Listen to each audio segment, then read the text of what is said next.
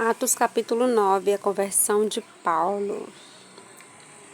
Enquanto isso, a conversão de Saulo. Enquanto isso, Saulo ainda respirava ameaças de morte contra os discípulos do Senhor. Dirigindo-se ao sumo sacerdote, pediu-lhe cartas para as sinagogas de Damasco, de maneira que caso encontrasse ali homens ou mulheres que pertencessem ao caminho, pudessem levá-los presos para Jerusalém. Em sua viagem, quando se aproximava de Damasco, de repente brilhou ao seu redor uma luz vinda do céu. Ele caiu por terra e ouviu uma voz que lhe dizia: Saulo, Saulo, por que você me persegue?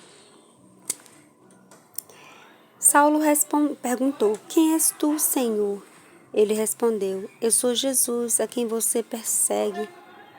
Levante-se, entre na cidade e alguém lhe dirá o que você deve fazer. Saulo perguntou: Quem és tu, Senhor? Ele respondeu: Eu sou Jesus, a quem você persegue.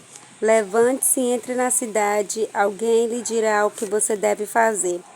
Os homens que viajavam com Saulo pararam, emudecidos, ouviu a sua voz, mas não via ninguém. Saulo levantou-se do chão e, abrindo os olhos, não conseguiam ver nada. E os homens o levaram pela mão até Damasco. Por 3 dias ele esteve cego, não comeu nem bebeu. Em Damasco havia um discípulo chamado Ananias. O Senhor o chamou numa visão: Ananias. Eis-me aqui, Senhor, respondeu ele. O Senhor lhe disse: Vá à casa de Judas, na rua chamada Direita, e pergunte por um homem de Tarso chamado Saulo. Ele está orando. Numa visão, viu um homem chamado Ananias chegar,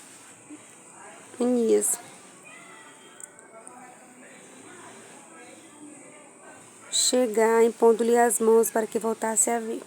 Respondeu Ananias: Senhor, tenho ouvido muita coisa a respeito desse homem, de todo o mal que ele tem feito aos seus santos em Jerusalém.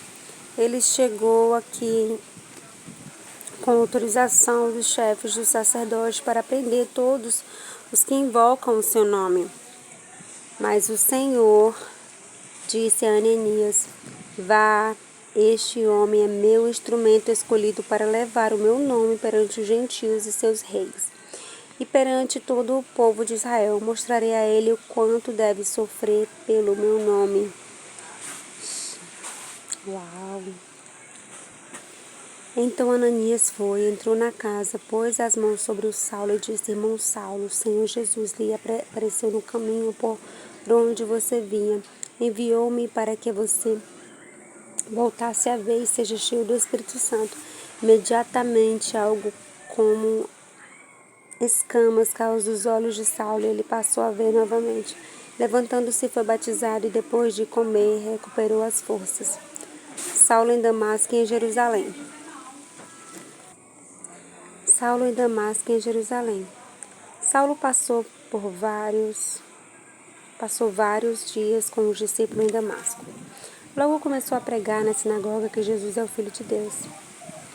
Todos que ouviam ficaram perplexos e perguntavam: Não é ele o homem que procurava destruir em Jerusalém aqueles que invocam este nome? E não veio para cá justamente para levá-los presos aos chefes dos sacerdotes?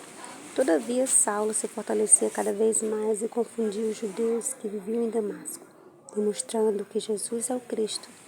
Decorridos muitos dias, os judeus decidiram de comum encontrar acordo matá-lo. Mas Saulo ficou sabendo o plano deles. Dia e noite eles vigiavam as portas da cidade a fim de matá-lo. Mas os seus discípulos levaram de noite e o fizeram descer num cesto através de uma abertura na muralha. Quando chegou a Jerusalém, tentou reunir-se aos seus discípulos, mas todos estavam com medo deles, não acreditando que fosse realmente um discípulo. Então Barnabé o levou aos seus apóstolos e lhe contou como o caminho. Saulo vira o Senhor que lhe falara, como em Damasco, que havia pregado corajosamente em nome de Jesus. Assim Saulo ficou com eles e andava com liberdade em Jerusalém, pregando corajosamente em nome do Senhor. Falava e discutia com os judeus de fala grega, mas estes tentavam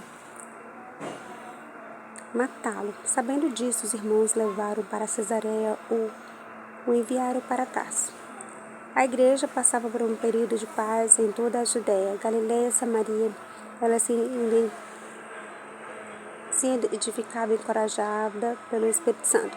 Crescia em número, vendo o temor do Senhor.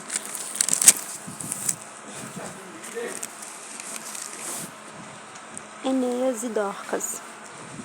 Viajando por toda parte, Pedro foi visitar os santos que viviam em Lida. Ali encontrou um paralítico chamado Enéas, que estava acamado fazia 8 anos.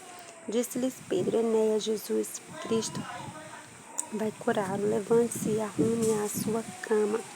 Ele se levantou imediatamente. Todos os que viviam em Lida e Sarona viram e se